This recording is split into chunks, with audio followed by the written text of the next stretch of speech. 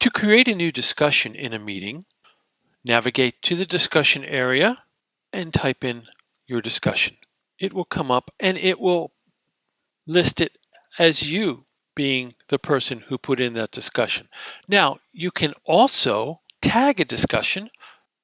Anytime you enter the @ sign, you'll get a menu and you'll choose the person to tag, enter your discussion, and select comment.